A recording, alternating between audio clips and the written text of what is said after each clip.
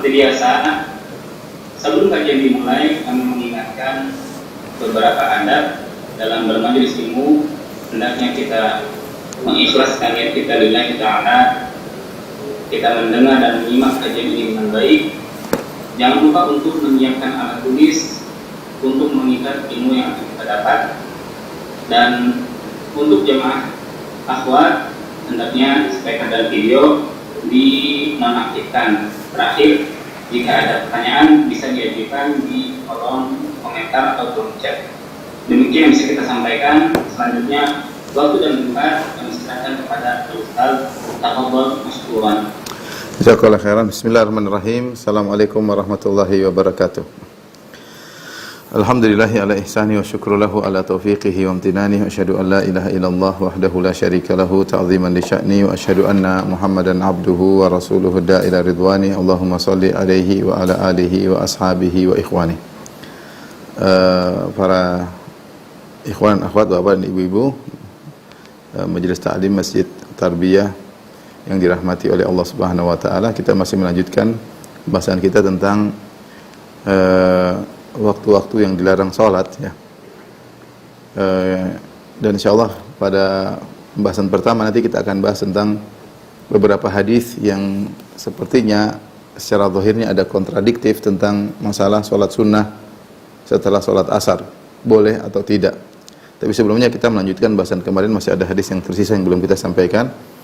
Al-Imam Al-Bukhari berkata, qala haddatsana Ubaid bin Ismail an Abi Usama an Ubaidillah an Khubayb bin Abdurrahman an Hafs bin Asim an Abi Hurairah radhiyallahu taala anhu, dari Abu Hurairah radhiyallahu anhu, anna Rasulullah sallam naha an bai'ataini. Rasulullah sallam larang dari dua model jual beli, wa an lubsataini, dan Rasulullah sallam larang dari dua model memakai pakaian, wa an salataini, dan Rasulullah sallam larang dari dua model salat. Jadi Rasulullah sallam sampaikan secara global. Rasulullah melarang dua model jual beli, dua model cara berpakaian, dan dua model salat. Naha anis salati ba'dal fajri hatta tatlu'a syamsu wa ba'dal asri hatta taghruba syamsu. Adapun dua salat yang dilarang adalah Rasulullah melarang salat setelah salat subuh sampai terbit matahari, dan Rasulullah sallam melarang salat Rasulullah SAW melarang salat sunnah setelah asar sampai terbenam matahari. Ini dua salat yang dilarang. Adapun dua model berpakaian yang dilarang adalah wa an istimali samma wa anil ihtiba fi thawbin wahid yufdi bi farjihi ila sama. Rasulullah SAW melarang menggunakan pakaian samma. Samma itu seorang salat sambil berselimutkan pakaiannya sehingga kayak tangannya tertutup di dalam. Ini menyulitkan dia kalau ruku, menyulitkan dia untuk sujud. Ini dahulu dilakukan oleh sebagian orang ketika mereka punya kain cuma selembar kain, sehingga selembar kain tersebut terkadang mereka lipat ke badan mereka sehingga tangannya tidak bisa keluar. Ini dilarang dengan disebut dengan somma, ya, istimali somma, ya, ini dilarang. Wanil ihtiba, al-ihtiba fi thawbin wahid, al-ihtiba itu adalah model duduk dengan meletakkan lutut di tangan, tapi bisa bukan dengan lutut tangan tapi dengan kain. Bajunya dia lingkarkan ke pinggangnya sama di lututnya, ya. Kalau dia lingkarkan seperti sarung dia pakai, tapi di atasnya kebuka. Di atasnya kebuka, kata Nabi sallallahu alaihi wasallam, yufdhi bi farjihi ila sama. Yang ini membuat kemaluannya terlihat dari atas. Ini semua pembahasan ketika zaman dahulu, di mana para sahabat pakaiannya kurang. Terkadang salah seorang dari mereka hanya punya satu buah lembar kain, tidak dua, bukan hanya, kalau biasanya kan dua, ada sarung, izar, sama rida selendang, sehingga satunya disarungin, satunya buat atasan. Tapi sebagian sahabat punya baju cuma satu, ya. Punya baju cuma satu, sehingga terkadang mereka ada yang sholat dengan istimalu somma, diputar sehingga sholatnya untuk dikelilit sehingga tangannya sulit digerakkan. Ini dilarang oleh Nabi sallallahu alaihi wasallam. Yang kedua, model ihtiba, mereka mungkin lagi duduk, kemudian kainnya jadi seperti gini. Kalau kita ihtiba dengan tangan, yaitu lutut kita taruh di sini, baru kita duduk begini, ya. Tapi ini bukan pakai tangan, tapi pakai kain. Nah, ini bisa jadi kelihatan kemaluannya dari atas. Ini dilarang. Ya, kalau sekarang pembahasan ini mungkin tidak begitu perlu karena pakaian sudah tersebar, tidak lagi orang berselimut sampai tangannya kelihatan, tertutup, tidak lagi orang pakai sarung kemudian kemaluannya kelihatan, tidak ada. Tapi ini kita bicara tentang zaman dahulu, sehingga muncullah pernyataan-pernyataan Nabi seperti ini karena miskinnya para sahabat di zaman dahulu. Wa anil munabadati, dan adapun dua jual beli yang dilarang oleh Nabi sallallahu alaihi wasallam yaitu anil munabada wal mulamasah. Al munabada yaitu nabadh artinya melempar. Maksudnya melempar ini ada dua tafsiran. Ada yang mengatakan pembeli berkata kepada penjual, baju mana yang kau lemparkan kepadaku, saya bayar sekian. Lempar aja baju yang mana, saya akan bayar sekian. Ini tidak boleh karena ada jahalah, ada ketidakjelasan mana baju yang dia mau lempar, ya. Namanya kalau harus jual beli kan harus ada kejelasan. Kalau sudah tunjuk mau lempar yang itu, kita sudah tahu, baru kita bicara harga. Ini harga sudah ditentukan dulu, tapi terserah kamu lempar yang mana. Atau di antara makna al-munabadah, pembeli memegang kerikil, dia bilang, saya lempar, penjual bilang, kerikil manapun yang kau lemparkan kena suatu baju, maka saya jual dengan harga sekian. Maka dia pun berusaha melempar, kalau salah kena ya bisa jadi dapat baju lebih murah, bisa jadi dapat baju lebih mahal. Ini juga adalah baik al-majhul, ini juga tidak diperbolehkan, ya, karena tidak tahu mana yang akan terkena lemparan kerikil tersebut. Ini dulu ada di zaman jahiliyah. Kemudian wal mulamasah juga maksudnya dia pergi ke suatu karung misalnya, dalamnya banyak baju, apa yang kau pegang harganya sekian, ya. Seperti apa namanya, jadi kita nggak ngerti baju mana yang mau dipegang. Dipegang baju bagus, bisa dipegang baju jelek, tapi harganya sudah ditentukan. Ini semua dilarang karena ilahnya karena ada ketidakjelasan. Intinya dalam hadis itu Rasulullah SAW, hadis ini Rasulullah melarang an sholatain, yaitu sholat setelah subuh sampai terbit matahari dan sholat setelah asar sampai terbenam matahari. Ini hadis-hadis yang melarang sholat. Nanti akan datang hadis-hadis yang membolehkan sholat setelah asar. Ya, taib. Kita lanjutkan bab berikutnya, babun la tutaharra as-salatu qabla ghurubi syams. Bab jangan sengaja untuk sholat sebelum terbenam matahari. Ini khusus tentang setelah asar, ya. Babnya la tutaharra salat qabla ghurubi syams. Jangan sholat sebelum terbenam matahari, ya. Jadi kalau setelah terbenam matahari baru boleh sholat. Al-Imam Abu Abdullah Muhammad bin Ismail Al-Bukhari rahimahullah ta'ala berkata, qala haddatsana Abdullah bin Yusuf qala akhbarana Malik an Nafi' an Ibni Umar anna Rasulullah sallallahu alaihi wasallam qala, Rasulullah SAW bersabda, la yataharra ahadukum fayusalli 'inda tulu'i syams wala 'inda ghurubiha. Janganlah salah seorang dari kalian sengaja untuk salat ketika terbit matahari dan ketika terbenam matahari. Tidak boleh. Jelas. Ketika terbit matahari tidak boleh. Kemudian hadis berikutnya, qala hadatsana Abdul Aziz bin Abdullah qala hadatsana Ibrahim bin Sa'ad an Saleh an Ibni Shihab qala akhbarani Atha bin Yazid al-Junda'i annahu sami'a Abu Sa'id al-Khudri yaqul. Abu Sa'id al-Khudri berkata, sami'tu Rasulullah SAW yaqul. Kata Abu Sa'id al-Khudri, aku mendengar Rasulullah SAW bersabda, la salata ba'da subhi hatta tartafi asyams. Ya, tidak ada salat setelah subuh sampai terbit matahari. Wala salata ba'da al-asri, dan tidak ada salat setelah asar sampai terbenam matahari. Ini semua larangan-larangan salat setelah subuh dan setelah asar. Ya. Zahir dari hadis ini, zahir dari hadis-hadis ini, hadis sebelumnya, pokoknya setelah salat asar tidak ada salat sampai terbenam matahari. Sebagaimana tidak ada salat setelah salat subuh, enggak ada salat sunnah sampai matahari terbit di waktu duha. Ya, sampai hatta tartafi asyam, sampai matahari tinggi. Ya. Zahirnya seperti itu, tidak ada salat sunnah setelah salat asar sampai terbenam matahari, demikian tidak ada salat sunnah setelah subuh sampai terbit matahari. Kemudian hadis berikutnya, Al-Imam Al-Bukhari berkata, qala haddatsana Muhammad bin Aban qala haddatsana Gundar qala haddatsana Syu'bah an Abi Tayyah qala sami'tu Humran ibn Aban yuhadditsu an Muawiyah. Dari Muawiyah radhiyallahu anhu, beliau pernah berkata, qala innakum la tusalluna salatan laqad sahibna Rasulullah sallam fama ra'aynahu yusallihima. Kata Muawiyah, sungguhnya kalian sungguh-sungguh melakukan suatu salat padahal kami telah bersahabat dengan Rasulullah SAW, kami tidak melihat Nabi salat seperti dua salat ini, dua rakaat ini. Walaqad naha anhuma, Rasulullah SAW telah melarang kalian dari 2 rakaat ini, yakni rakaataini ba'dal asri, 2 rakaat setelah asar. Sepertinya Muawiyah melihat ada sebagian orang sengaja salat 2 rakaat setelah asar. Maka Muawiyah tegur radhiyallahu anhu dengan berkata, innakum latusalluna salatan, kalian melakukan salat 2 rakaat padahal kami telah bersahabat dengan Nabi sallallahu alaihi wasallam yang bertahun-tahun. Fama ra'ainahu yusallihima, kami tidak pernah lihat Nabi sama sekali salat 2 rakaat ini setelah asar. Walaqad naha anhuma, bahkan Nabi melarang 2 rakaat setelah asar, yakni rakaataini ba'dal asr, 2 rakaat setelah asar. Ini menunjukkan amar ma'ruf nahi munkar dari Muawiyah radhiyallahu taala anhu. Muawiyah radhiyallahu anhu adalah seorang sahabat mulia, kemuliaannya sangat banyak ya, dan dia adalah saudara dari istri Nabi sallallahu alaihi wasallam, yaitu Ummu Habibah Ramlah bintu Abi Sufyan. Muawiyah bintu Sufyan adalah saudara dari Ummul Mukminin Ummu Habibah. Ummu Habibah istri Nabi sallallahu alaihi wasallam, yaitu namanya Ramlah bintu Abi Sufyan.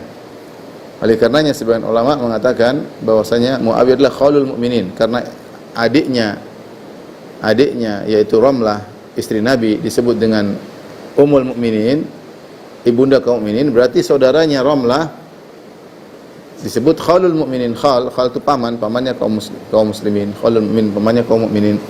Tapi ini diperselisihkan oleh para ulama apakah boleh disebut atau tidak. Yang dirajikan oleh Syekh Utsaimin rahimahullahu taala, tidak perlu dikatakan khalul mukminin, tidak pas, karena ummul mukminin yang disematkan kepada istri-istri Nabi sallallahu alaihi wasallam bukanlah karena kemahraman, tetapi karena penghormatan, karena ihtiraman, bukan karena kemahraman. Ya, bukan karena kemahraman. Seandainya ibunda istri-istri Nabi adalah ibunda kita secara nasab, maka benar bahwasanya Muawiyah adalah paman kaum mukminin. Tetapi istri-istri Nabi SAW ketika disebut sebagai ummul mukminin adalah dalam bentuk penghormatan, bukan sebagai mahram nasab. Ya. Tapi intinya Muawiyah radhiyallahu taala anhu memiliki keutamaan, dan banyak hadis-hadis menjelaskan tentang keutamaan Muawiyah radhiyallahu taala anhu. Di antara dia adalah dari kutabul wahyi, di antara sekretaris Nabi yang dipercayakan untuk menulis Al-Qur'an ya. Namun demikian orang-orang Rafidhah, orang Syiah banyak mencela Muawiyah. Ada pembahasan tersendiri insyaallah pada kesempatan tersendiri kita akan bahas tentang sahabat mulia Muawiyah radhiyallahu taala anhu. Di sini Muawiyah radhiyallahu anhu melarang orang-orang yang salat 2 rakaat setelah asar, dan dia mengatakan kami dulu salat bersama Nabi tidak pernah salat 2 rakaat setelah asar. Kenapa kalian salat? Padahal Nabi telah melarang kedua rakaat tersebut ya. Tapi hadis berikutnya qala Abu Abdullah Muhammad bin Ismail bin Bardizbah Al-Bukhari rahimahullahu taala qala hadatsana Muhammad bin Salam qala hadatsana Abdah an Ubaidillah an Khubayb an Hafs bin Asim an Abi Hurairah qala naha Rasulullah sallallahu alaihi wasallam an salataini ba'da al-fajri hatta tatlu asy-syams wa ba'da al-'asri hatta taghruba asy-syams. Dari Abu Hurairah bahwasanya Rasulullah SAW melarang dari 2 salat, setelah subuh sampai terbit matahari, dan salat setelah asar sampai terbenam matahari. Ini hadis-hadis dari banyak sahabat ya. Tadi kita sebutkan dari Ibnu Umar, kemudian dari Abu Sa'id Al-Khudri, kemudian dari Muawiyah, kemudian dari Abu Hurairah radhiyallahu anhu. Yang zahir daripada hadis-hadis mereka yaitu larangan salat setelah fajar, dan setelah fajar sampai terbit matahari, dan setelah asar sampai terbenam matahari ya. Baik, sekarang kita akan bawakan hadis yang lain ya. Bab man lam yakrahis salata ila ba'da asri wal fajr. Jadi kita tahu waktu terlarang sudah kita singgung pada waktu kemarin, pembahasan kemarin, waktu-waktu terlarang. Ada 5 ya, ada 5 ya. Pertama, ba'da subuh, ada salat subuh dilarang ya. Hingga kapan ya?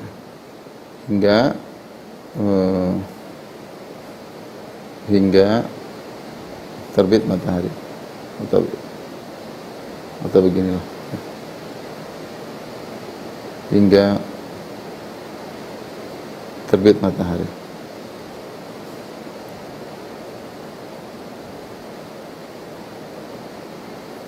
Kemudian yang kedua,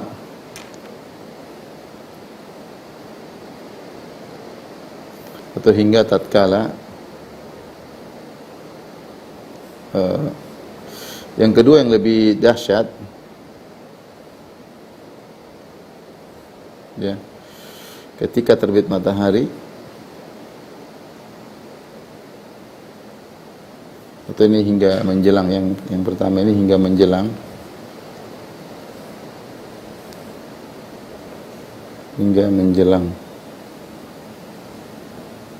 terbit matahari. Yang kedua ketika terbit matahari hingga naik, itu waktu duha. Baik, yang ketiga ketika matahari di tengah langit.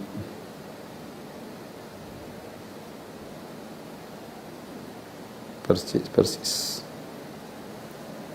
di tengah langit hingga tergelincir, tergelincir maksudnya masuk waktu zuhur.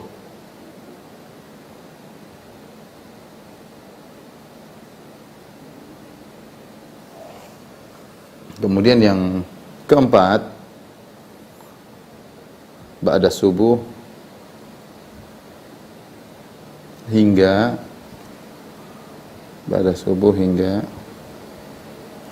menjelang terbit matahari, tenggelam matahari, menjelang tenggelam matahari.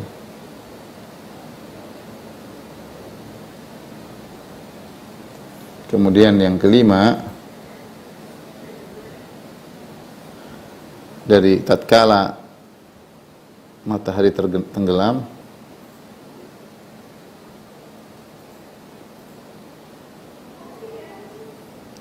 hingga terbenam. Baik. Ini 5 waktu nanti akan dijelaskan. Pada bab yang ke-32 ini, Imam Al-Bukhari membuat bab man lam yakrahi salata illa ba'dal asr wal fajar. Jadi Imam Bukhari mengatakan ada sebagian orang yang tidak memandang ini sebagai waktu terlarang, yang nomor 3. Dia hanya memandang 1, 2, 4, 5. Nomor 3 yang matahari di tengah, menurut dia tidak ada dalilnya. Ini pendapat sebagian orang. Makanya Imam Bukhari membuat suatu bab bahwasanya ada orang yang tidak memandang makruh salat setelah asar kecuali setelah asar dan setelah fajar. Adapun ketika ke langit di tengah, maka dia berpendapat boleh. Rawahu Umar wa Ibnu Umar wa Abu Sa'id wa Abu Hurairah. Qala kemudian kata Imam Bukhari, qala hadatsana Abu Nu'man, qala hadatsana Hamad bin Zaid, ya, an Ayyub, an Nafi', an Ibnu Umar qala usalli kama ra'aitu ashabi yusallun. Aku akan salat sebagaimana para sahabatku mereka salat. La anha ahadan yusalli bil lailin wala naharin ma syaa. Aku tidak melarang seorang pun untuk salat di malam hari maupun di siang hari, kapanpun dia mau. Ghairu alla taharrau tulu asy-syamsi wala ghurubaha. Yang penting jangan salat ketika matahari terbit dan ketika matahari tenggelam. Ini seakan-akan pendapat Ibnu Umar ini, kalau salat pas di tengah siang enggak ada masalah. Artinya kita boleh sholat 10 menit sebelum zuhur, nggak ada masalah. Ini zuhur dari pendapat Ibnu Umar. Karena dia mengatakan, aku tidak melarang seorang pun sholat. Mau di malam hari, mau di siang hari, terserah. Mau jam 11, mau jam 12, jam 12. Taruhlah zuhur jam 12 atau jam 12. Tidak mengapa sholat 5 menit sebelum jam 12 kurang 5, jam 12 kurang 10, nggak ada masalah. Yang dilarang cuma ketika terbenam dan ketika terbit. Ini pendapat ya. Pendapat sebagian ulama ya.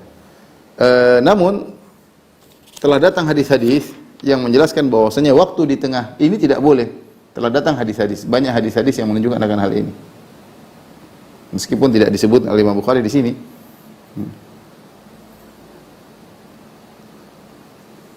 Yang menunjukkan larangan tersebut.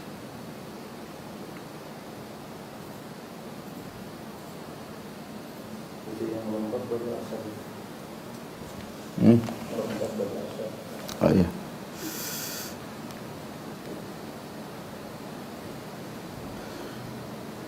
Pada asar ya. Banyak hadis yang menunjukkan larangan tersebut ya. Di antaranya Imam Ibnu Hajar menyebutkan seperti dalam Sahih Muslim, memang diriwayatkan oleh Bukhari, semuanya diriwayatkan oleh Imam Muslim dan yang lainnya.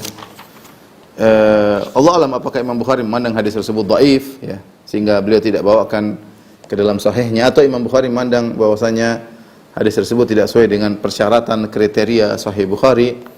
Intinya di antara lafal-lafal yang datang dalam Sahih Muslim, hadis Uqbah bin Amir dalam Sahih Muslim yang lafalnya wa hina yaqumu qa'imul dhahira hatta tartafi', ya, bahwasanya dilarang untuk salat ketika benar-benar di tengah ya. Kemudian juga hadis Amr bin Abasah dalam Sahih Muslim juga, ya, hatta yastaqila adh-dhillu bi rumhi, ya, fa idza aqbala al-fai'u fasalli, yaitu sampai ada bayangan, ketika bayangan masih di tengah tidak boleh, ketika bayangan mulai ada fai', yaitu mulai bergeser, maka silakan salat. Kemudian juga dan ini di antara hadis-hadis Abu Hurairah juga ada dalam Ibnu Majah dan Baihaqi, ya, hatta tastawi asy-syamsu ala ra'sika karumhi fa idza zalat fasalli. Kata Nabi sallallahu alaihi wasallam, kalau di tengah jangan salat, begitu dia bergeser maka salatlah. Ada beberapa disebutkan banyak hadis ya. Inilah jadi hadis-hadis yang disebutkan oleh Al-Hafidz Ibnu Hajar, ya, disebutkan dalam jilid 2 halaman 63 yang menunjukkan bahwasanya salat di tengah waktu tidak mengapa. Tidak diperbolehkan. Ya, dikecualikan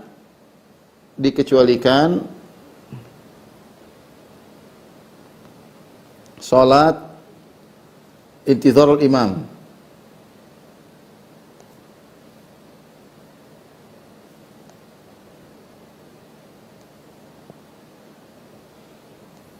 Imam yaumul Jum'ah.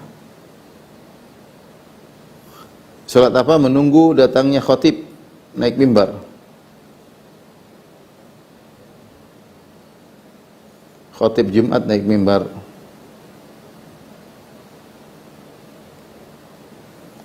Karena kita disunahkan ketika hari Jumat untuk datang segera, kemudian kita disunah salat terus sampai khatib datang. Dan khatib datang jelas duduk di mimbar setelah zawal. Dia tidak akan duduk kecuali setelah masuk waktu zuhur. Kalau dia sudah masuk zuhur, berarti tadi sebelum waktu zawal, waktu ketika matahari di tengah, kita boleh sholat. Sebagaimana dalam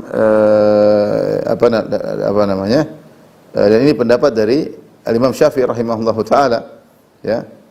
Ya, karena Rasulullah SAW dalam banyak hadis menyemangati seorang untuk datang ke masjid hari Jumat segera dan kemudian sholat sampai imam duduk di mimbar. Jadi imam assalamualaikum warahmatullahi wabarakatuh duduk di mimbar baru berhenti sholat. Berarti sangat kemungkinan besar ketika sholat itu di waktu terlarang, waktu tengah. Jadi adapun hanya pengin sholat secara mutlak, pengin sholat, maka tidak boleh karena telah datang hadis-hadis melarang sholat ketika matahari di tengah. Dan ini kira-kira 10 menit sebelum azan, ketika matahari persis di tengah langit ini kira-kira kurang lebih 7 menit ya. 7 menit sebelum azan duhur. Ini dilarang. Ya kecuali tadi hari Jumat. Hari Jumat tidak ada masalah.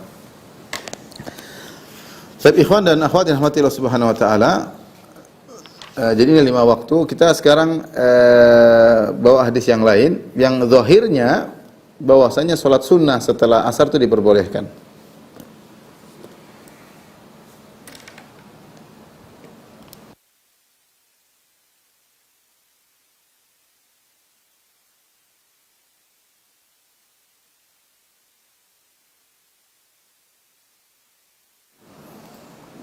Baik, hadis berikutnya bab ma yusalla ba'dal asri minal fawaid wa nahwiha. Bab tentang salat-salat yang dilakukan setelah asar karena salat tersebut salat yang tertunda, salat diqadha, salat qadha. Dikerjakan meskipun ba'da asar. Ya. Wa qala Quraib an Ummi Salamah, berkata Quraib dari Ummu Salamah, salat Nabi sallallahu alaihi wasallam ba'dal asri raq'ataini. Kata Ummu Salamah, Rasulullah SAW pernah sholat 2 rakaat setelah asar. Wa qala syaghalani nasun min Abdul Qais an rak'ataini ba'da dhuhri. Ternyata 2 rakaat yang dikerjakan oleh Nabi setelah asar itu, kata Nabi, tadi ada tamu dari Abdul Qais, dari kabilah Abdul Qais yang aku temui mereka, sehingga aku tidak sempat sholat ba'diyah zuhur 2 rakaat. Kata Nabi, aku tidak sempat salat ba'diyah 2 rakaat, maka Rasulullah SAW mengqadanya setelah asar. Rasulullah SAW mengqadanya setelah asar. Ya. Ini dalil bahwasanya Rasulullah SAW menjamu tamu dan memuliakan tamu sampai-sampai Rasulullah SAW meninggalkan salat ba'diyah zuhur, ya. Karena ya begitu, di kondisi Nabi ada namanya prioritas, ya. Di sini ada prioritas untuk menjamu tamu, ya. Ini penting, menjamu tamu sampai Nabi tidak sempat salat ba'diyah zuhur karena ada tamu, mungkin mereka lagi perlu. Tapi akhirnya Rasulullah SAW mengqadanya setelah asar. Ini dalil bahwasanya salat rawatib bisa diqadha. Salat rawatib bisa diqadha. Jadi hadis ini, hadis Ummu Salamah menunjukkan Rasulullah SAW pernah salat 2 rakaat setelah asar, namun salat tersebut adalah salat qadha ba'diyah zuhur. Hadis berikutnya Imam Bukhari berkata, qala haddatsana Abu Nuaim, qala haddatsana Abdul Wahid ibnu Aiman, qala haddatsani Abi annahu sami'a Aisyah qalat. Hadis Ummu Salamah tadi jelas Rasulullah SAW mengqadha ba'da ba'diyah zuhur dikerjakan ba'da asar. Adapun hadis Aisyah qalat, walladzi dhahaba bihi ma tarakahuma hatta laqiya Allah. Yaitu Rasulullah SAW tidak pernah meninggalkan 2 rakaat setelah asar sampai Rasulullah bertemu dengan Allah. Jadi Rasulullah SAW melanggengkan 2 rakaat setelah asar. Wa ma laqiya Allah Ta'ala hatta thaqula anis salat. Ya, Rasulullah SAW tidaklah bertemu Allah kecuali dalam kondisi dia sudah sulit untuk salat ketika itu. Wa kana yusalli katsiran min salatihi qa'idan. Dan Rasulullah SAW ketika itu sudah berat karena ketika akan meninggal Rasulullah SAW sakit dan beliau sering salat setelah asar dengan duduk, yaitu rakaataini ba'dal asar. Rasulullah SAW salat terus di 2 rakaat. Setelah, jadi begini, Rasulullah SAW setelah pernah mengqadha ba'diyah zuhur di waktu asar, setelah itu menjadi kebiasaan Nabi untuk salat sunnah 2 rakaat setelah asar. Terus kata Aisyah sampai Rasulullah SAW mau meninggal dunia. Ketika beliau akan meninggal dunia, beliau berat untuk salat sehingga salatnya dalam kondisi duduk. Kita tahu bahwasanya tidak mengapa, dan salat sunnah berdiri tidak wajib, tapi sunnah. Seorang boleh salat sunnah dalam kondisi duduk. Wa kana Nabi sallallahu alaihi wasallam yusallihima wa la yusallihima fil masjid makhafata an yuthaqqila ala ummati. Rasulullah SAW salat 2 rakaat setelah zuhur itu, setelah asar itu selalu di rumah, tidak pernah di masjid. Kenapa tidak pernah di masjid? Makhafata an yuthaqqila ala ummatihi. Rasulullah SAW khawatir akan memberatkan umatnya, jadi diikuti dan itu berat. Wa kana yuhibbu ma khaffafa anhum. Rasulullah SAW suka yang ringan bagi umatnya. Rasulullah SAW suka yang ringan bagi umatnya. Ini dalil ini menunjukkan dari Aisyah ini bahwasanya Rasulullah SAW ketika sudah salat 2 rakaat setelah asar dalam rangka mengqadha salat ba'diyah zuhur, setelah itu Rasulullah melanggengkan, dan itu kebiasaan Nabi, kalau sudah melakukan suatu amalan dia langgengkan. Ini jadi masalah, apakah kemudian menjadi salat sunnah setelah asar ada 2 rakaat karena Nabi melanggengkan? Kita bahas hadis berikutnya. Imam Bukhari berkata, qala haddatsana Musaddad, qala haddatsana Yahya, qala haddatsana Hisham, qala akhbarani Abi, qalat Aisyah ibnu ukhti. Aisyah berkata kepada Ibnu Zubair, ya, Ibnu ukhti, ma taraka Nabi sallallahu alaihi wasallam sajdataini ba'dal asri indi qat. Dia mengatakan, wahai putra saudariku. Ya, karena Ibnu Zubair adalah anak dari Asma bintu Abi Bakar, adalah saudarinya Aisyah. Maka Aisyah berkata, wahai ponakanku, ma taraka Nabi sallallahu alaihi wasallam sajdataini ba'dal asri indi qat. Rasulullah SAW tidak pernah meninggalkan sholat 2 rakaat setelah asar sama sekali, enggak pernah. Selama dia di rumahku dia selalu sholat 2 rakaat. Jadi Rasulullah SAW berpindah-pindah rumah. Tapi kalau di rumah Aisyah setelah asar Rasulullah SAW selalu sholat 2 rakaat setelah asar dan tidak pernah ditinggalkan. Tadi sudah kita jelaskan dari riwayat sebelumnya. Sampai Rasulullah SAW mau meninggal dunia, Rasulullah SAW tetap tidak meninggalkan 2 rakaat setelah asar. Hadis berikutnya, Al-Imam Bukhari berkata, qala haddatsana Musa bin Ismail At-Tabudhaki, qala haddatsana Abdul Wahid, qala haddatsana Syaibani, qala haddatsana Abdurrahman bin Al-Aswad an abihi an Aisyah qalat, raq'atani lam yakun Rasulullah sallallahu alaihi wasallam yad'uhuma sirran wala alaniyah. 2 rakaat yang Rasulullah SAW tidak pernah meninggalkannya, baik terang-terangan maupun secara bersembunyi-sembunyi. Raq'atani qabla salati subhi, 2 rakaat sebelum subuh, wa raq'atani ba'dal asri, dan 2 rakaat setelah asar. Rasulullah SAW kerjakan. Ya. Tapi tadi hadis sebelumnya menunjukkan beliau selalu kerjakan di rumah. Hadis terakhir terkait dengan bab ini, kata Al-Imam Al-Bukhari rahimahullah ta'ala, qala haddatsana Muhammad bin Ar'arah Qala hadatsana Syu'bah an Abi Ishaq qala ra'aitu al-Aswada wa Masruqan syahida ala Aisyah. Qalat, kata Abu Ishaq, aku melihat Al-Aswad dan Masruq, mereka bersaksi di hadapan Aisyah, bersaksi bahwasanya Aisyah berkata, "Maka Nabi sallallahu alaihi wasallam ya'tini fi yaumin ba'da al-asr illa shalla rak'ataini." Kata Aisyah, tidaklah Rasulullah SAW datang ke rumahku pada asar kecuali dia salat 2 rakaat. Kecuali salat 2 rakaat. Dari sini timbul perselisihan, ya, kita perhatikan kembali kepada apa yang kita tulis, ya. Waktu yang nomor 2 dan nomor 5, ini disepakati hukumnya haram. Tidak boleh, ini tidak boleh. Boleh salat. Sepakat, ya.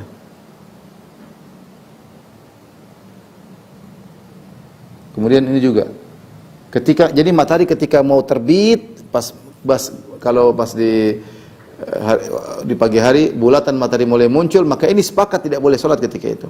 Sama halnya ketika bulatan matahari mau tenggelam. Bulatan mau tenggelam juga sepakat, ya. Tatkala matahari tenggelam hingga terbenam, ini sepakat, ya. Tidak boleh salat. Jadi nomor 2, nomor 5 enggak boleh. Yang jadi masalah ini khilaf. Ba'da subuh juga ini tidak ada pembicaraan. Ini juga sepakat tidak boleh. Jadi nomor 1, nomor 2, nomor 5 sepakat tidak boleh. Nah, ini nomor 4 ba'da asar, ini khilaf. Tapi kita akan sebutkan khilafnya setelah ini. Ini sudah kan? Ini khilaf, ya.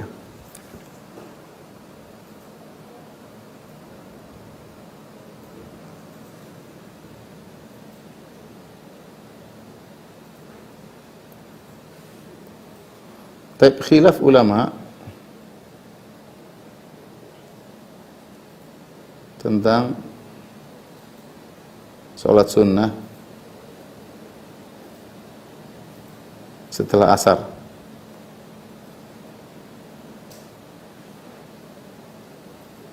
Selama langit belum kuning. Itu sebelum menjelang terbenam, langit belum kuning. Kalau langit sudah kuning, sudah tidak boleh lagi, sepakat. Ya, khilaf ulama, ya. Baik. Pendapat pertama mengatakan makruh.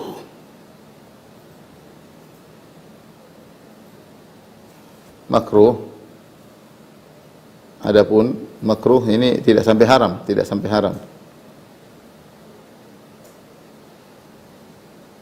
Kata mereka, yang haram adalah jika matahari pas tenggelam, jika bulatan matahari mulai tenggelam.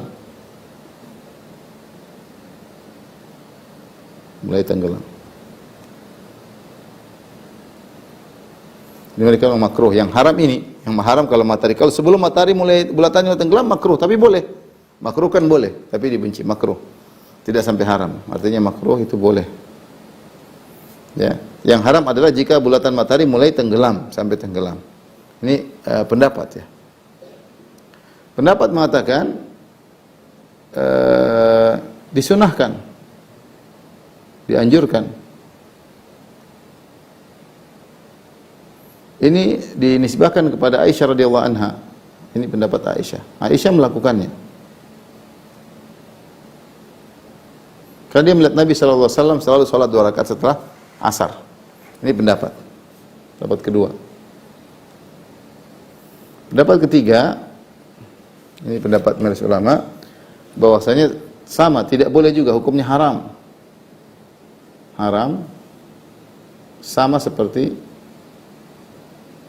ya, hukumnya haram, ya. Haram, ya. Tidak boleh sama sekali.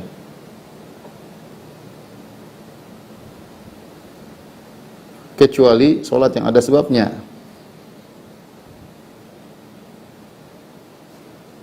Sebabnya, ya. Seperti apa? Seperti mengqadha ba'diyah zuhur tadi yang dilakukan oleh Nabi. Mengqadha ba'diyah zuhur. Sebagaimana yang dilakukan oleh Nabi sallallahu alaihi wasallam. Baik. Ini 3 pendapat. disunahkan, dianjurkan punya pendapat karena Rasulullah melanggengkan ya. Jadi masalah di sini adalah Rasulullah melanggengkan. Jadi ini jadi masalah Rasulullah SAW. Baik. Dalilnya aslinya dalilnya apa? Dalil kenapa dianjurkan terus karena Nabi melanggengkan. Melanggengkan sholat tersebut.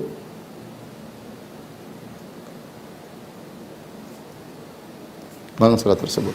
Wallahu a'lam bishawab, pendapat yang dipilih oleh Ibnu Hajar dan juga banyak ulama, jumhur ulama, bahwasanya tidak boleh sholat setelah asar kecuali ada sholat yang ada sebabnya seperti mengqadha ba'da zuhur, itu baru ya.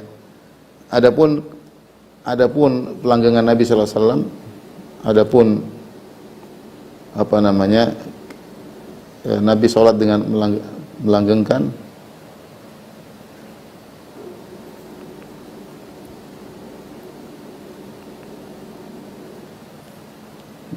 kata mereka itu adalah kekhususan. Itu merupakan kekhususan Nabi. Sebagian datang dalam riwayat yang lain ya.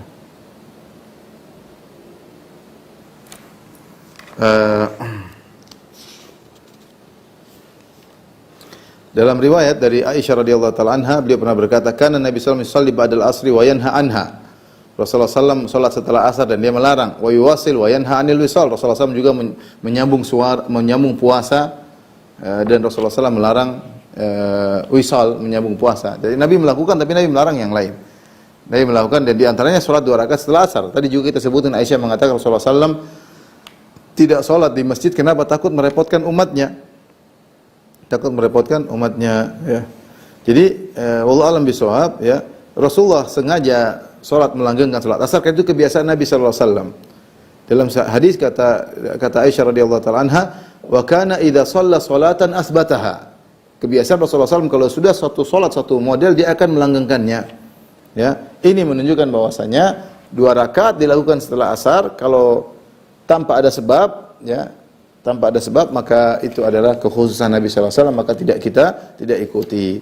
Tapi ini tadi saya katakan bahwasanya ini ada khilaf di kalangan para ulama. Namun pendapat yang lebih kuat adalah ini pendapat yang lebih kuat. Intinya tidak ada salat sunnah setelah asar, tidak ada. Meskipun matahari masih terang. Habis salat asar enggak ada salat sunnah. Ya, adapun kalau pas matahari tenggelam, matahari terbit, maka ini ijma ulama. Yang khilaf tadi kalau setelah salat asar matahari, misalnya kita salat habis salat jam 4 masih terang. Ini khilaf yang kita sebutkan tadi. Namun pendapat yang lebih kuat tetap tidak boleh, tidak boleh ya. Wallahu alam bisawab. Baik, kita lanjutkan bab berikutnya. Bab at-tabkir bis salat fi yaumi ghaimin.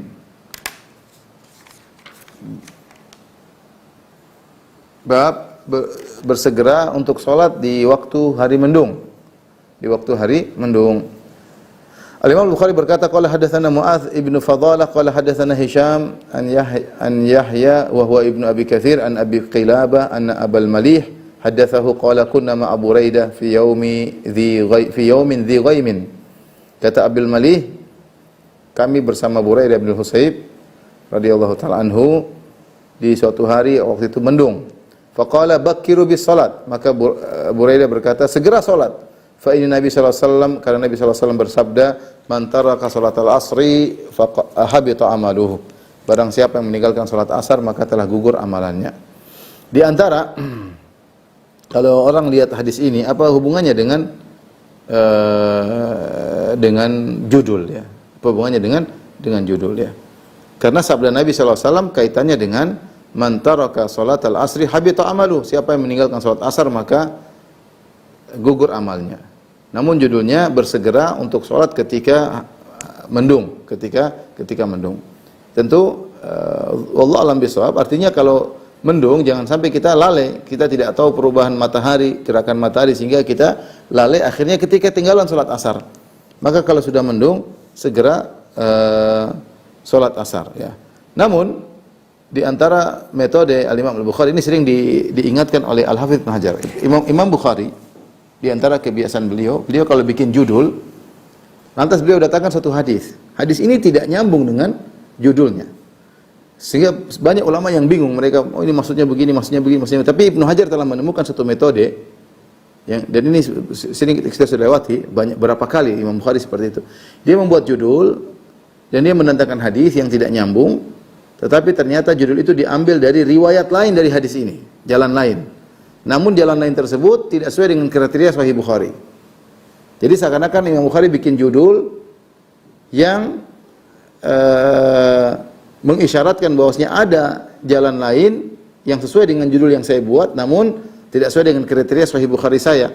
Maka saya datangkan hadis yang menunjukkan akan hal tersebut. Sebagai contoh, seperti Imam Bukhari dalam Kitabul Ilm membuat suatu judul bab As-Samr fil Ilm. As-Samr fil Ilm, bab tentang begadang ngobrol di malam hari karena ilmu. Kemudian beliau bawakan hadis bahwasanya Ibnu Abbas salat malam bersama Nabi. Orang bingung, apa hubungannya salat malam? Jadi hadis yang dibawakan Ibnu Abbas salat malam bersama Nabi. Tapi judul hadis bab begadang karena ilmu. Sebagian ulama bingung, ini maksudnya bagaimana cara mengkaitkan hadis dengan faedah yang diambil oleh Imam Bukhari dengan judul bab tersebut. Ibnu Hajar di antara Ibnu Hajar karena sudah mengetahui metode Imam Bukhari, dia bilang ini dalam riwayat yang lain ada. Riwayat yang lain bahwasanya Ibnu Abbas sebelum dia bercerita dia salat malam bersama Nabi, dia dengar Nabi ngobrol dengan Maimunah. Bittu inda khalati Maimunata fatahaddatsa Nabi sallallahu alaihi wasallam ahli sa'atan tsumma raqada. Aku tidur di rumah bibiku Maimunah dan aku dengar Nabi ngobrol sama istrinya. Jadi ngobrol di malam hari. Kemudian Nabi baru tidur. Baru kemudian hadis yang sesuai dengan riwayat kriteria Sahih Bukhari di malam hari Nabi bangun salat malam, Ibnu Abbas juga ikut salat malam. Jadi seperti ini. Seperti ini ternyata ada riwayat lain yang lebih tegas. Rasulullah berkata, "Ajjilu salatal asri fi yaumil ghaim." Bersegeralah salat asar di waktu mendung, Ya, tapi riwayat ini sinatnya kuat tapi dia mursal. Tapi intinya demikian metode Imam Bukhari ketika membuat judul, terkadang dia mengambil riwayat yang lain. Tapi kita masuk pada hadis terakhir insyaallah pada kesempatan kali ini, bab al-adzan ba'da dhahabil waqt. Azan setelah lewat waktu. Jadi kalau kita azan kan biasanya azan ketika masuk waktu. Bagaimana kalau ketiduran? Kita baru bangun jam 7 pagi, apa kita azan dulu salat azan subuh jam 5 atau azan subuh jam 4 ya. Tapi ketiduran sampai jam 7. Nah, kalau kita bangun jam 7, kita azan dulu apa enggak usah? Bukankah azan untuk menunjukkan waktu salat? Ternyata dalam hadis disebutkan, akan kita sebutkan, ternyata azan itu fungsinya juga adalah untuk memulai salat. Taib, babul adzan ba'da dhahabil waqt, bab adzan setelah lewat waktu salat. Qala hadatsana Imran bin Maisarah, qala hadatsana Muhammad bin Fudail, qala hadatsana Husain an Abdullah bin Abi Qatadah an abihi qala sirna, dari Abu Qatadah beliau berkata, sirna ma'an Nabi sallallahu alaihi wasallam lailatan, suatu malam kami berjalan bersama Nabi sallallahu alaihi wasallam dalam safar. Faqala ba'dul qaum, sebagian sahabat berkata, lau arrasta bina ya Rasulullah, bagaimana kalau kita istirahat ya Rasulullah? Istirahat di penghujung malam. Itu di waktu sahur, menjelang sahur. Qala, kata Nabi sallallahu alaihi wasallam, akhafu an tanamu anis salat. Aku khawatir kita ketiduran salat. Ini letih, capek. Disebutkan dalam, ada yang mengatakan mereka berpulang dari perang Khaybar ini. Dari perang Khaybar keletihan. Sahabat mana kita tidur aja Rasulullah. Kata Rasulullah, saya khawatir kita ketiduran. Ya. Qala Bilal, ada Bilal mengatakan, ana uqidhukum. Ya Rasulullah, tenang, aku akan bangunkan kalian. Fattaja'u wa asnada Bilal dhahrahu ila rahilatihi. Maka para sahabat tidur, Nabi tidur, Bilal radhiyallahu anhu, dia sudah janji akan bangunkan. Maka dia tidak berbaring, dia meletakkan pundaknya ya di atas tunggangannya. Ya, jadi dia tidak tidur di bawah, dia tetap di atas tunggangan. Ya, atau dia tidur sambil dalam kondisi duduk. Kemudian dia sandarkan badannya mungkin di tunggangannya ya. Jadi tidak tidur, karena kalau yang lain berbaring, mereka yang istirahat. Bilal sudah bertugas untuk membangunkan mereka, maka tidurnya pun tidak tidur berbaring, tidur duduk. Tetapi faghalabatu ainahu, ternyata dia ketiduran, matanya menguasai dia, fanama, dia pun tidur. Fastaiqadha Nabi sallallahu alaihi wasallam, maka Nabi sallallahu alaihi wasallam pun bangun, wa qad tala'a hajibu syamsi. Nabi baru bangun, ternyata matahari sudah terbit. Faqala ya Bilal, aina ma qulta? Maka Rasulullah tegur Bilal, Bilal mana? Katanya membangunkan kita. Subhanallah, kata Bilal, ma ulqiyat alayya naumatun mithluha qat. Ya Rasulullah, aku tidak pernah tidur seperti ini. Tidur benar-benar pulas. Mungkin kecapean, baru perang capek. Padahal Bilal sudah berusaha tidur sambil kondisi tidur, tapi ketiduran. Nabi SAW mengatakan, innallaha qabada arwahakum hina sya'a. Sungguhnya Allah memegang ruh kalian ketika Allah berkehendak. Wa raddaha alaikum hina sya'a. Dan Allah mengembalikan ruh kalian ketika Allah berkehendak. Ya. Kemudian Nabi berkata, ya Bilal, kum fa'adzin bin nas. Wahai Bilal, bangun dan beri azan kepada orang-orang bis salat. Azan salat. Fatawadda'a, maka setelah azan Rasulullah SAW berwudu, falamma irtafa'atis syamsu wa biyaddat qama fa shalla. Ketika matahari sudah naik dan sudah putih, maka Rasulullah pun salat. Jadi Rasulullah SAW agak tunda sedikit kemudian, tapi ketika bangun Rasulullah SAW suruh azan. Mungkin supaya yang lain bangun kemudian salat meskipun sudah lewat waktu. Hadis ini ya banyak faedah. Syekh Utsaimin menyebutkan banyak faedah dari hadis ini. Di sini diantaranya bahwasanya kalau kita takut ketiduran, kita boleh tunda tidur. Rasulullah tadi mengatakan, akhafu an tanamu anis salat. Aku khawatir kalau kita tidur sekarang kita tidak bakalan bangun. Ya, ternyata ketiduran. Dan kita boleh tidur kalau ada yang membangunkan kita. Rasulullah SAW mendapat tidur karena ada Bilal yang berjanji kita akan bangunkan. Ya. Tetapi ternyata Bilal juga ketiduran. Bilal sudah berusaha, namun perkara di tangan Allah Subhanahu wa taala, ya. Ya. Kemudian Rasulullah SAW menagih, ya Bilal, katanya aku bangunkan. Ini apa? Ini itu untuk menegur, ya, supaya kalau ketika berjanji berusaha dan bilang insyaallah, khawatir tidak bisa melaksanakan. Ini pelajaran dari Nabi SAW. Maka Bilal memberi uzur, menyampaikan uzur, ya Rasulullah, saya tidak pernah tidur sepulas ini, jadi saya ketiduran. Ya. Perhatikan di sini ada pembahasan tentang sifat bahwasanya Allah Subhanahu wa taala melakukan sifat fi'liyah. Sifat fi'liyah Rasulullah, Allah melakukan sesuatu jika Allah berkehendak dan Allah melakukan sesuatu jika Allah berkehendak. Contoh hadis ini, innallaha qabada arwahakum. Allah memegang ruh kalian hina sya'a, ketika Allah berkehendak. Wa raddaha, dan Allah kembalikan ruh kalian ketika Allah berkehendak. Nah, ini masalah sifat ikhtiyariyah, sifat-sifat Allah yang Allah jika ingin Allah melakukan, jika ingin Allah tidak lakukan. Ini ditolak oleh kelompok Jahmiyah, Mu'tazilah, Asy'ariyah. Karena menurut mereka Allah itu statis, tidak mungkin Allah pingin bikin begini atau pingin bikin begini. Allah tidak ada kegiatan, tidak ada perbuatan sama sekali karena Allah statis. Kenapa statis? Kata mereka, Allah sudah mencapai puncak kesempurnaan. Kalau Allah melakukan suatu kegiatan, berarti Allah belum sempurna kecuali melakukan kegiatan tersebut. Berarti ini tidak pantas menjadi Tuhan. Dan ini syubhatnya orang-orang falasifah. Aristoteles dan Plato, demikian juga Plotinus berpendapat seperti ini, bahwasanya Tuhan harus statis. Karena kalau Tuhan tidak statis, Tuhan melakukan satu kegiatan, suatu perbuatan, berarti Tuhan tidak sempurna, karena dia baru sempurna kalau melakukan perbuatan tersebut. Ini pembahasannya panjang, tapi intinya ingin mengatakan bahwasanya yang statis lebih afdol daripada yang melakukan kehendak kegiatan. Nah, kalau kita enggak, justru yang melakukan kegiatan itu menunjukkan dia lebih sempurna. Dan bagaimana batu statis? Banyak yang statis, menunjukkan tidak ada kehidupan, menunjukkan tidak ada kegiatan. Tapi mereka terbawa dengan pemikiran filsafat tadi, syubhat tadi. Ya, sehingga mereka mengatakan Tuhan harus statis. Ketika mereka Tuhan harus statis, maka tidak namanya rahmat, Allah murka, itu tidak ada semuanya. Allah murka ketika Allah berkehendak, Allah rahmat kepada siapa yang melakukan kebaikan, enggak ada kata. Ini semua mereka takwil. Tapi ini bahasanya panjang dalam syarah akidah wasithiyah, tapi intinya Ahlussunnah mudah. Allah berkehendak, Allah lakukan, jika Allah tidak berkehendak, Allah tidak lakukan, selesai. Ini tidak menunjukkan kekurangan Allah, justru menunjukkan kemahasempurnaan Allah, karena Allah melakukan apa yang Allah kehendaki. Makanya ketika mereka bingung, mereka mengatakan firman Al-Quran bukanlah firman Allah, karena Al-Quran itu kadang Allah bicara, tidak, mereka nggak bisa logis mereka. Mereka bilang tidak ada suara, karena suara itu berarti sesuatu yang baru muncul, kemudian Allah berkehendak bicara, kemudian Allah diam lagi, Allah bicara lagi, ini tidak masuk dalam otak mereka. Kata mereka Allah harus statis. Sehingga akhirnya kesimpulannya bahwasanya Al-Quran ini bukan firman Allah, karena firman Allah adalah kalam nafsi yang tidak pernah berubah, statis. Terus Al-Quran ini hanyalah terjemah Muhammad terhadap bahasa statis Allah yang tidak pernah berubah. Jadi kita baca Alhamdulillahirabbil alamin arrahman, itu bukan firman Allah, terjemahan Muhammad. Ya. Subhanallah. Akidah yang salah, ya. Akidah yang menyimpang, tidak sesuai dengan dalil-dalil, dipaksa-paksakan karena terjebak dengan syubhatnya falasifah. Taib. ketika tidur Allah berfirman, Allah yatawaffal anfusa hina mautiha wallati lam tamut fi manamiha fayumsiku allati qada 'alaiha al-mauta wa yursilu al-ukhra ila ajalin musamma. Kata Allah, Allah memegang ruh orang yang Allah matikan, wafatkan, ruhnya dicabut.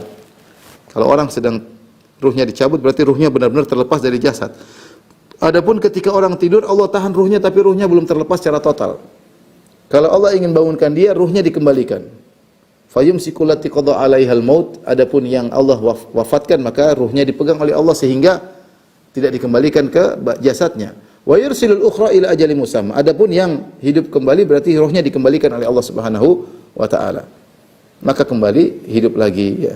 Makanya di antara doa tidur Nabi sallallahu alaihi wasallam Nabi berkata, in amsaktaha faghfir laha wa in arsaltaha fahfadha bima tahfadhu bihi ibadaka shalihin. Ya Allah, bika wada'tu jambi in amsakta nafsi, ya Allah kalau kau pegang jiwaku ketika aku tidur, artinya kau tidak kembalikan lagi, faghfirlah, maka ampunilah diriku. Wa in arsaltaha, kalau kau lepaskan kembali jiwaku kembali kepadaku sehingga aku bangun, maka jagalah jiwaku sebagaimana kau menjaga hamba-hambamu yang saleh. Intinya hadis ini menunjukkan Rasulullah SAW bangun terlambat dan tetap mengumandangkan azan. Tetap mengumandangkan azan untuk melaksanakan salat subuh ya. Wallahu alam bisawab, ini saja yang saya sampaikan. Kalau yang bertanya satu dua saya persilakan.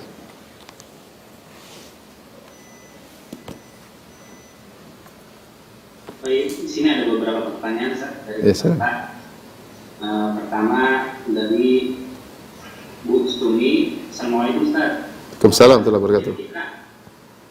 Kira-kira waktu yang terlarang di antara jam berapa? Mungkin jam waktunya Intinya kalau yang waktu setelah sholat zuhur, lihat aja waktu sunrise matahari terbit jam berapa. Sunrise, lihat di jadwal ada waktu sunrise, waktu terbit Jadi kalau intinya kan kita simpulkan sebenarnya waktu ada 3 berdasarkan pendapat yang terkuat. Waktu cuma 3 terlarang. Waktu pertama setelah sholat subuh sampai waktu duha. Waktu duha itu 1/4 jam setelah sunrise. Kesimpulannya, jadi kita nggak setelah sholat subuh kita nggak boleh sholat sunnah. Sampai kapan? Sampai waktu syuruk. Waktu syuruk itu kapan? 1/4 jam setelah terbit matahari, setelah sunrise. Biasanya antara azan subuh sampai waktu syuruk itu kira-kira 1 jam 20 menit ke Indonesia, kira-kira. Tapi ini tinggal cari jadwal sunrise kapan tambah 1/4 jam itu baru kita boleh sholat sunnah, sholat duha. Waktu kedua adalah kira-kira 10 menit atau 7 menit sebelum adzan zuhur sampai adzan zuhur. Jadi kita mau sholat sunnah boleh, sholat sunnah jam 11, sholat sunnah jam 11. Misalnya adzan zuhur jam 12. Kita pingin sholat duha jam 11, boleh. Pingin sholat duha setengah 12, boleh. Pingin sholat duha jam 12 kurang 1/4, boleh. Tapi ketika jam 12 kurang 10, berhenti, jangan sholat. Sampai adzan jam 12. Baru kita boleh sholat qobliyah zuhur. Waktu ketiga adalah adzan asar. Setelah sholat asar jangan sholat sunnah sampai waktu maghrib. Jadi nggak ada sholat sunnah. Ini pendapat yang rajih tadi yang kita sebutkan. Jadi 3 waktu terlarang. Kesimpulannya 3 terlarang. Ba'da sholat subuh tidak boleh sholat sunnah. Habis sholat subuh ya sudah tidak boleh sholat sunnah sampai waktu syuruk, yaitu 1/4 jam setelah sunrise, setelah matahari terbit. Waktu kedua sekitar 10 menit sebelum zuhur sampai adzan zuhur. Waktu ketiga dilarang setelah sholat asar sampai waktu maghrib. Wallahu a'lam bishawab. Baik, pertanyaan berikutnya dari Pak Buker. Bismillah, apa Ustaz? Bagaimana bila kita kerja di helikopter untuk memadamkan api dan mendaratnya kadang kala sudah dekat maghrib? Apakah masih bisa sholat asar ataukah boleh dijamak asarnya di waktu zuhur? Apa Ustaz? Coba ulang. Bagaimana bila kita kerja di helikopter untuk memadamkan api dan mendaratnya kadang-kala sudah dekat maghrib? Apakah masih bisa sholat asar atau apakah boleh dijamak asarnya di waktu zuhur? Dua-duanya boleh. Kalau kita memungkinkan turun sebelum maghrib, maka kita sholat asar, tidak ada masalah meskipun menjelang maghrib, karena kita ada uzur. 10 menit sebelum azan maghrib kita masih boleh sholat asar. Tapi kalau kemungkinan kita nggak bakalan turun kecuali waktu maghrib, maka kita jamak dengan zuhur. Tapi kalau masih mungkin kita turun dari helikopter sebelum kira-kira 10 menit, 15 menit sebelum maghrib, azan maghrib, maka kita sholat asar, tidak apa-apa. Yang tidak boleh adalah sholat sunnah setelah asar. Salat asarnya waktunya panjang, alhamdulillah ya. Allah alam bisawab. Nah, pertanyaan berikutnya, Assalamualaikum warahmatullahi wabarakatuh. Ustaz, Afwan, izin bertanya. Saya pernah mendengar jika seseorang sholat subuh berjamaah di masjid, lalu sholat sunnah setelah subuh menjelang matahari terbit, sama dengan pahala umroh. Apakah hal tersebut juga berlaku bagi yang sholat sendiri di rumah? Syukran wa barakallahu fiik. Hadis tentang keutamaan sholat syuruk ya. Siapa yang sholat subuh di masjid, kemudian dia duduk sampai waktu syuruk, sampai sunrise, terus tunggu 15 menit, kemudian dia sholat 2 rakaat, maka pahalanya seperti haji sempurna. Hadis ini diriwayatkan oleh dari beberapa sahabat, namun para ulama khilaf tentang hadis ini. Wallahu alam, saya lebih cenderung bahwasanya hadisnya dhaif, meskipun sebagian ulama mensahihkan atau menghasankan, ditinjau dari ini hanya sekedar fadail a'mal. Tapi hadisnya diriwayatkan oleh sebagian sahabat, kalau tidak salah 4 sahabat, di antaranya dari Anas, dari Aisyah, dari Abu Umamah Al-Bahili.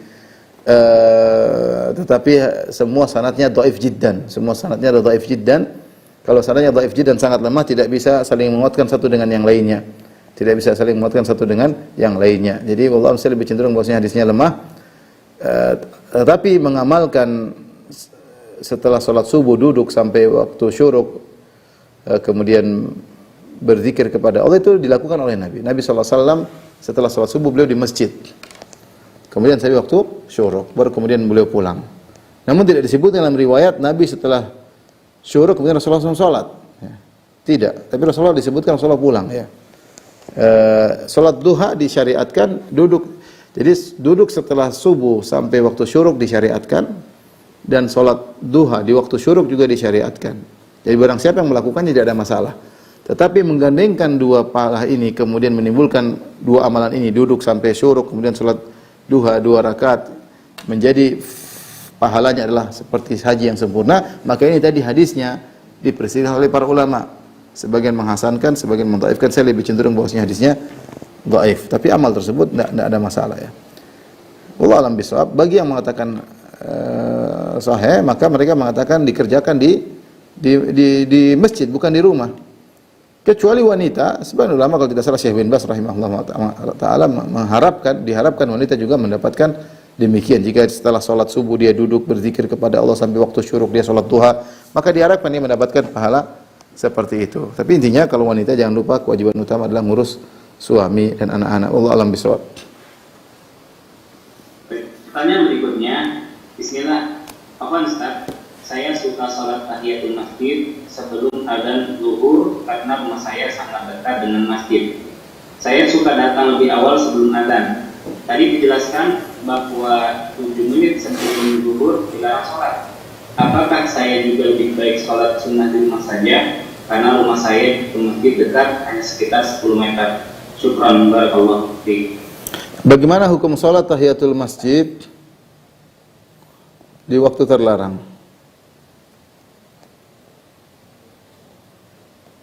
Waktu terlarang tadi diantaranya ketika pada asar, matahari mulai tenggelam misalnya ya. Di tengah-tengah tadi seperti yang ditanyakan, ketika menjelang adzan zuhur, atau ketika pada fajar sampai sebelum matahari terbit. Salat tahiyatul masjid di waktu terlarang. Datang 2 model hadis ya. 2 model hadis. Perhatikan, yang pertama kata Nabi SAW tidak ada salat misalnya. La salata ba'da, tidak ada salat setelah asar hingga terbit, hingga terbenam matahari. Dan tidak ada salat ba'da, tidak ada salat setelah subuh hingga terbit matahari. Baik. Kalau kita lihat hadis ini menunjukkan bahwasanya dilarang salat secara umum, semua salat dilarang.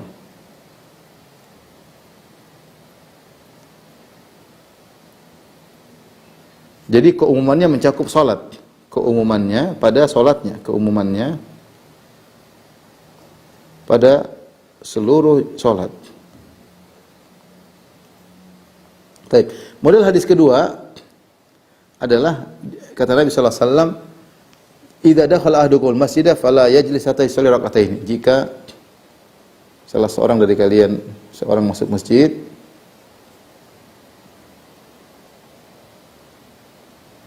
maka jangan duduk hingga sholat 2 rakaat. Hingga sholat tahiyatul masjid 2 rakaat. Baik, perhatikan di sini hadis ini umum, dianjurkan di semua waktu, dianjurkan sholat tahiyatul masjid di setiap waktu. Tahiyatul masjid pada semua waktu. Nah, keumumannya di mana? Di sini keumumannya pada mencakup seluruh waktu. Keumumannya mencakup seluruh waktu.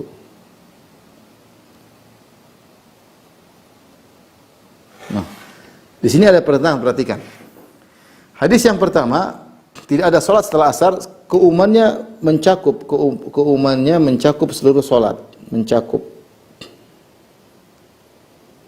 seluruh salat termasuk tahiyatul masjid.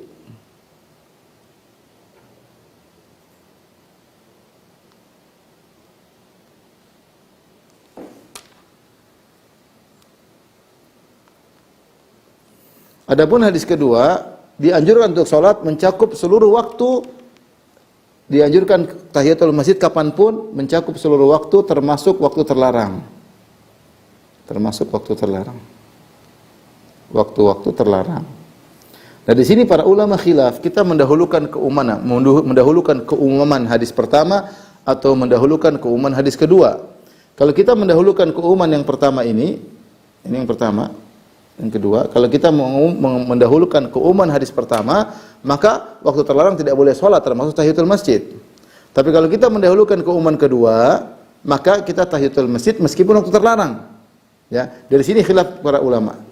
Syekhul Islam Ibnu Taimiyah punya cara metode, dia mengatakan, lihat keumuman yang lebih kuat. Jadi cari keumuman yang lebih kuat. Keumuman hadis pertama atau keumuman hadis kedua. Ternyata keumuman hadis pertama lemah. Ya. Manakah lebih kuat keumumannya? Manakah yang lebih kuat keumumannya? Jadi ada kita mentarjih dengan dari luar ini metode tarjih ketika terjadi dua hadis yang seakan kontradiktif.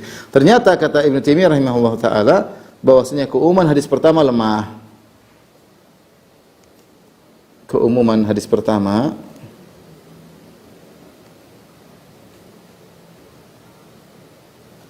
kenapa lemah? Karena banyak yang dikecualikan.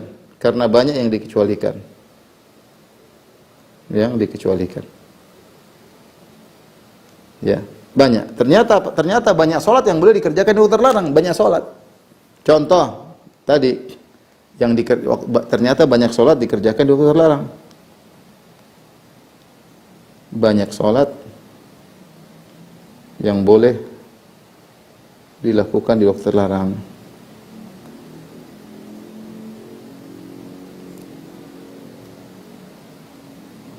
Di antaranya apa? Kalau nggak salah Syekh Utsaimin menyebutkan 6 model. Di antaranya tadi qadha ba'diyah zuhur. Rasulullah mengerjakan qadha ba'diyah zuhur. Rasulullah kerjakan. Padahal di waktu qadha ba'diyah zuhur setelah asar. Padahal setelah asar tidak boleh, tapi Rasulullah kerjakan qadha ba'diyah. Berarti ada kemudian pengecualian berikutnya, ada sahabat pernah qadha qabliyah subuh setelah subuh. Dia kerjakan setelah subuh, masih sholat 2 rakaat, ternyata sholat qobliyah subuh di qadha. Qadha qobliyah subuh setelah subuh. Ya. Kenapa terlambat bangun, dia tidak sholat qobliyah subuh, dia kerjakan setelah sholat subuh. Padahal waktu terlarang, tapi dia mengqadha. Contoh misalnya gerhana, sholat gerhana di waktu terlarang. Boleh. Gerhana ba'da asar. Misalnya ba'da asar, ba'da subuh, dan terjadi. Ya, pernah di Saudi, saya kalau tidak salah pernah ba'da subuh, masih gerhana. Ba'da asar atau subuh. Kemudian juga misalnya sholat tawaf, sholat 2 rakaat tawaf.